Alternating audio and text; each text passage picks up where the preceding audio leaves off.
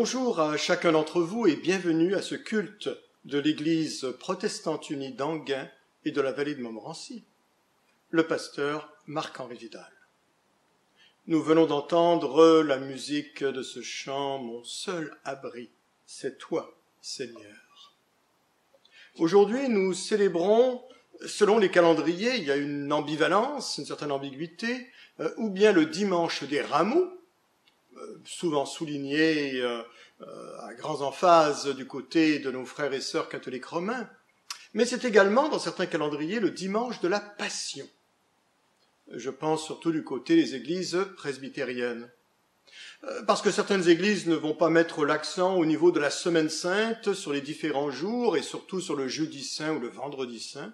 Et donc ce serait ce dimanche-ci qu'on se rappellerait la mort du Christ avant de célébrer sa résurrection dimanche prochain, dimanche de Pâques. Dans les églises qui parlent du dimanche des rameaux, c'est bien entendu ce moment bien particulier où Jésus entre à Jérusalem et qu'une foule va l'acclamer. Nous lirons ce texte dans l'évangile de Marc, au chapitre 11, les versets 1 à 11. Lorsqu'ils approchèrent de Jérusalem et qu'ils furent près de Bethphagée et de Béthanie, vers la montagne des Oliviers, Jésus envoya 2 de ses disciples, en leur disant « Allez au village qui est devant vous. Dès que vous y serez entrés, vous trouverez un ânon attaché sur lequel aucun homme ne s'est encore assis. Détachez-le et amenez-le. Si quelqu'un vous dit « Pourquoi faites-vous cela ?» Répondez « Le Seigneur en a besoin. » Et à l'instant, il le laissera venir ici. Les disciples étant allés, trouvèrent l'ânon attaché dehors, près d'une porte, au contour du chemin, et ils le détachèrent. Quelques-uns de ceux qui étaient là leur dirent « Que faites-vous? Pourquoi détachez-vous cet ânon ?» Ils répondirent comme Jésus l'avait dit, et on les laissa aller. Ils amenèrent à Jésus l'ânon sur lequel ils jetèrent leurs vêtements, et Jésus s'assit dessus. Beaucoup de gens étendirent leurs vêtements sur le chemin, et d'autres des branches qu'ils coupèrent dans les champs. Ceux qui précédaient et ceux qui suivaient Jésus criaient « Hosanna, Hosanna, béni soit celui qui vient au nom du Seigneur. Béni soit le règne qui vient, le règne de David notre Père. Hosanna dans les lieux très haut. » Jésus entra à Jérusalem, dans le temple. Quand il eut tout considéré, comme il était déjà tard, il s'en alla à Béthanie avec les 12.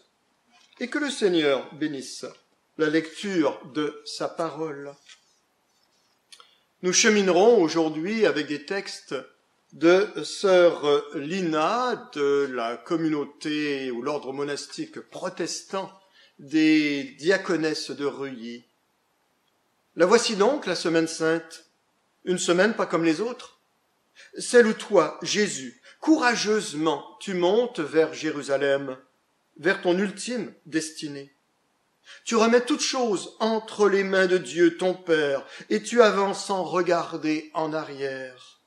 Seigneur, en cette semaine, fais-moi la grâce de rester tout près de toi, que sur le chemin que tu traces devant moi, j'avance sans hésiter, avec un cœur sans partage, le regard tourné vers toi dans les étapes difficiles.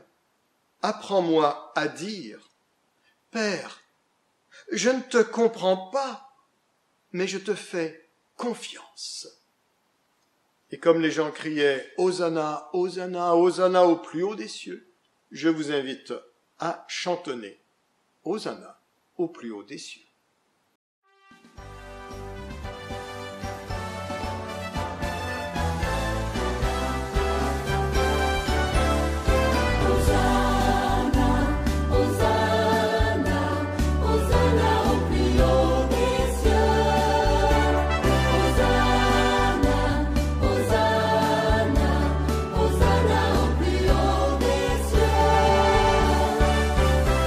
Célébrons ton nom.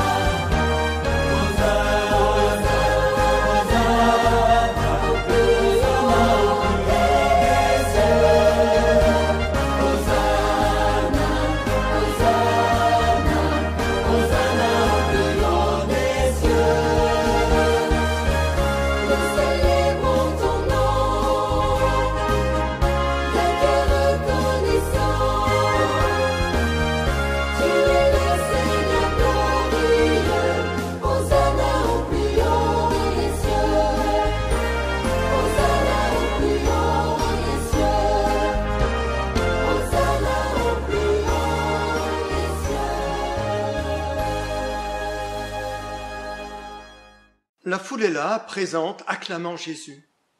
Ambivalence de cette foule, car une semaine plus tard, des gens crieront, peut-être, quelques-uns étaient dans la première foule, mais des gens crieront « Crucifie-le, crucifie-le ». Comme quoi il est facile peut-être de manipuler des foules. Lorsqu'on regarde l'histoire en arrière et qu'on se dit « Mais qu'est-ce qui a pu motiver les armées allemandes, nazies, sous le gouvernement nazi, à commettre autant d'actes barbares ? Qu'est-ce qui a conduit ce génocide au Rwanda, où des gens qui étaient habitués à se côtoyer vont lever des machettes pour déchiqueter les autres. Hobbes disait « L'homme est un loup pour l'homme ». Et effectivement, on peut retrouver de ces bêtises humaines, de ces comportements véritablement déplacés, ou peut-être que l'orgueil démesuré, que l'égoïsme par-dessus tout, sont les seuls éléments motivateurs des personnes. Ici, dans notre texte, la foule est là. Hosanna, Hosanna, on étend les vêtements, on étend les branches, on proclame. Un texte de l'évangile de Luc, au chapitre 19, le verset 11, donne une précision qui peut nous aider à comprendre les motivations de cette foule. Car on s'attendait qu'à l'instant même, le royaume de Dieu allait paraître. Voilà leur attente. Ce Messie qui rentre à Jérusalem, le royaume qui est là offert, c'est-à-dire les Romains mis à la porte, c'est-à-dire la gloire d'Israël qui deviendra à nouveau comme une lumière pour les nations, c'est-à-dire un peuple qui retrouvera son autonomie, son indépendance, c'est-à-dire l'accomplissement des promesses de l'ancienne alliance. Seigneur, me voici tout penaud devant toi. Hier encore, j'y ai cru de toutes mes forces. Mon cœur a bondi d'allégresse quand tu es entré dans la ville, accompagné d'une foule en liesse, assis sur un ânon, le petit d'une ânesse, comme le prophète nous l'avait prédit. Toi, le Fils de Dieu, le Fils de l'homme, tu allais révéler ton royaume, tu allais chasser l'oppresseur romain, délivrer, sauver et rassembler notre peuple. Aujourd'hui, tu attends. Pourquoi ce revirement? Pourquoi cette retenue? Écoutes-tu? Guettes-tu la volonté du Père? Seigneur, emporté par mes émotions et mes attentes, je ne saurais écouter avec patience et persévérance la voix du Père qui seul connaît l'heure. Apprends-moi à résister comme toi, à la gloire de ce monde. Apprends-moi la docilité et la confiance. Le texte biblique que nous avons lu terminait avec cette mention de Jésus qui retourne à Béthanie. C'était là d'ailleurs qu'il avait envoyé ses disciples chercher l'ânon. Et si des gens qui étaient autour ont laissé partir l'ânon, c'est parce qu'ils connaissaient bien Jésus. Le Seigneur en a besoin. Béthanie, c'est là où il avait des amis. Béthanie, c'est le lieu de résidence de Marthe, de Marie, de Lazare. Béthanie, c'est là où est-ce qu'il a pleuré sur le sort de son ami. Béthanie, c'est là où il a été nourri par les soins de Marthe, alors que Marie était assise à ses pieds à recevoir un enseignement. Béthanie, c'est là où il sera oint également de parfums, parfums de grand prix. Béthanie, le lieu de repos de Jésus. Car Jésus avait des amis. Il a vécu notre vie, notre quotidien, nos drames, nos victoires, nos pleurs et nos rires. Béthanie, lieu paisible blotti à l'ombre des oliviers, lieu cher à ton cœur, lieu où tes amis t'attendaient, Marie, Marthe et Lazare. Accorde-moi la grâce, Seigneur, de t'attendre aujourd'hui, de t'accueillir comme Marthe et de t'écouter comme Marie. Que chaque cellule de mon être soit un petit Béthanie pour toi. Elle ne savait pas, mais Marie, dans son amour, pressentait ton chemin de souffrance. Elle t'offre ce qu'elle a de plus cher. Elle brise le précieux vase de parfum et l'offre à toi avec un cœur sans partage, sans calcul. Seigneur, que tout en moi se taise pour entendre le cri de désespoir de notre monde. Élargis mon cœur pour que je sache partager sans retenue.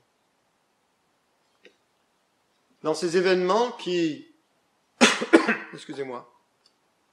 iront de l'entrée à Jérusalem jusqu'au moment de l'arrestation de Jésus, cet anon sur lequel il était monté, cette résidence à Béthanie où il est allé, une chambre haute a été préparée. Des gens allaient se réunir, ses disciples, et peut-être d'autres aussi. Des textes précisent, il était là avec les 12. Cela n'exclut pas d'autres de la maison. Il leur dira, allez préparer la Pâque. Mais avant cela, avant de célébrer la Pâque, cet événement si marquant de l'Église chrétienne, la communion, la Sainte Seine, l'Eucharistie, le repas du Seigneur, il lavera les pieds de ses disciples. J'aime bien cette image bouleversante de Dieu qui s'agenouille aux pieds des hommes. Allez, préparez la Pâque. Seigneur, combien déroutants peuvent être tes ordres? Pierre et Jean ont rencontré l'homme à la cruche. Ils l'ont suivi. Ils ont questionné le maître de la maison, trouvé la chambre haute et préparé la fête. Quelle obéissance de la part de tes disciples! Le maître demande, alors ils font confiance. Seigneur, augmente ma confiance en ta parole. Toi qui as dit que le Fils de l'homme n'a pas de lieu où reposer la tête. Tu as tout emprunté de notre vie dans ce monde. Tu es né de chair et de sang comme nous. Tu as connu les chemins poussiéreux, les jours sans gloire, la misère des hommes, l'incompréhension, l'adversité et l'incrédulité. Mais tu es resté égal à toi-même. Tu es allé jusqu'au bout de la volonté du Père. Aide-moi à trouver ma place dans la présence du Père. Aide-moi à saisir la richesse de sa volonté pour ma vie. Dans la chambre haute, quel abaissement! Le Créateur est à genoux devant sa créature. Toi, le Maître, tu te fais serviteur. Dans de tels moments, tu révèles ton secret le plus profond, celui de l'amour qui se donne pour tous les hommes. Seigneur, ouvre mon cœur et mes oreilles quand tu me dis « va » et fais de même. Dans cette chambre haute, après avoir lavé les pieds des disciples, il partagera la nouvelle alliance. Il donnera à la Pâque une symbolique particulière. Il partagera le pain avec ses amis. Ils deviendront, comme on disait en vieux français, des compagnons. De pagnès, pain, et con pour comme, le même pain, on partage le même pain, on partage le même repas. Nous sommes des copains. Il partagera ce pain avec Pierre, qui le reniera plus tard. Il partagera ce pain avec Judas, qui le trahira. Il partagera ce pain avec des disciples qui s'enfuiront. Il partagera le pain avec des gens qui l'avaient côtoyé et qui ne savent pas ce qui va se passer. J'ai vivement désiré manger cette Pâque avec vous avant de souffrir. Jérusalem est dans la nuit, les ténèbres règnent. Dans la chambre haute, Dieu veille. Instant précieux, instant unique, Jésus est avec ses disciples. Il les connaît, il les a choisis, il représente ce qu'il y a de plus précieux. Seigneur, tu nous connais, nous sommes précieux à tes yeux. Jésus pose son regard sur Pierre, Jacques, Jean, Judas et les autres. Il pose un regard qui voit, qui sait. Un regard qui perce les apparences. Seigneur, je veux me laisser regarder par toi pour découvrir et recevoir ton amour. Avec un geste de maître, Jésus prend le pain, il prend la coupe. Voici mon corps donné pour vous. Voici mon sang répandu pour vous. Au mystère insondable, tu me donnes le pain de la vie, tu me revêts d'un habit purifié par ta vie donnée. Chaque fois que tu m'invites à partager le pain et le vin, tu me rappelles, vois, je t'aime d'un amour éternel. Alors Seigneur, je viens pour t'aimer d'un cœur sans partage. Après ces événements, il y aura tant de prières. Encore des bribes d'enseignement de Jésus. Aimez-vous les uns les autres. Puis ils se retrouveront dans un jardin. Mais avant, tout ce qui se passe dans la tête des gens, ils sont troublés. Ils ne savent trop. Ils ne comprennent toujours pas. Et surtout qu'ils ne savent pas comment ils réagiront. Car il faut le reconnaître, nous-mêmes aussi. Personne ne sait comment il réagira devant des situations éprouvantes, devant des moments de persécution terribles, devant des craintes, la peur qui nous noue le ventre et nous empêche d'agir, nous paralyse. Personne ne sait comment il réagira dans une épreuve terrible tant qu'il n'est pas confronté à cette épreuve. Alors ne pointons pas trop rapidement du doigt, ne jugeons pas, car bien sûr, nous serons jugés avec les mêmes critères, les mêmes jauges que nous jugeons les autres. Pierre, comment? Hier, tu déclarais « Je suis prêt à donner ma vie pour toi » et aujourd'hui, tu perds courage devant une servante et tu dis ne pas connaître cet homme? Dans mon quotidien, je ressemble souvent à Pierre. Alors Seigneur, que mon regard rencontre le tien, ce regard de compassion et de pardon. Voici, Jésus sera crucifié au mont Golgotha, non point seul, mais entre deux brigands, sur la croix, le Seigneur étend les bras sur l'univers et attire tous les hommes à lui. Seigneur, tu veux faire de nous des hommes et des femmes debout, porteurs d'espérance, parce que réconciliés avec Dieu. Près de la croix se tenaient Marie et Jean. Les autres disciples, où sont-ils? Saisis de frayeur, ils ont fui. Seigneur, fais-nous la grâce de la fidélité aux heures difficiles, donne-nous l'audace du témoignage. Marie, ployée par la douleur et la souffrance, Marie qui s'appuie sur le bras de Jean, le disciple bien-aimé, Seigneur, toi seul connais la profondeur de tant de souffrance. Ton regard se pose sur tous les cœurs brisés, transpercés. Ce regard d'amour et de consolation nous dit « Venez à moi, vous tous qui êtes fatigués et chargés, et je vous donnerai du repos. » Et nous pouvons chanter « Ô Jésus, mon frère » sur un air de Jean-Sébastien Bach.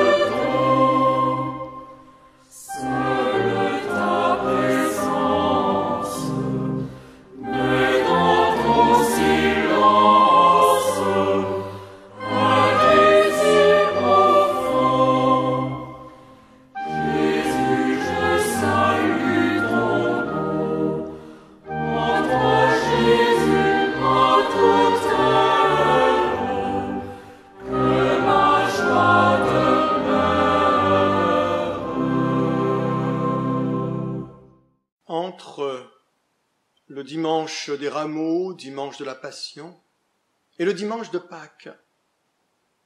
Il y aura, après ces différents événements que nous venons de décrire, un temps de silence.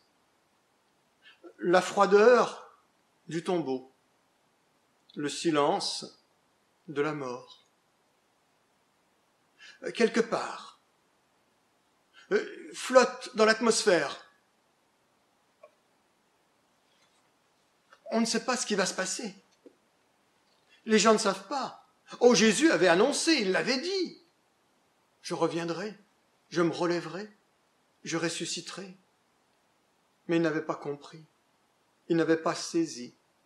Ils avaient peut-être refusé de comprendre, comme il arrive parfois, que les choses nous semblent trop incroyables pour être pleinement acceptées. Jour du grand silence, Jésus repose dans la tombe. Tout est fini, se disent les disciples. Dieu s'est tu. Mais ton silence, Seigneur, n'est pas le silence de la mort. Que tout en moi se taise et s'apaise pour découvrir la vie qui jaillit de ton silence. Pour voir ta lumière éclairer la nuit d'un feu nouveau et pour qu'apparaisse dans le doute un chemin d'espérance. Seigneur, fais-moi la grâce de ne pas fuir devant ton silence, mais d'attendre avec patience le murmure doux et léger de ton amour.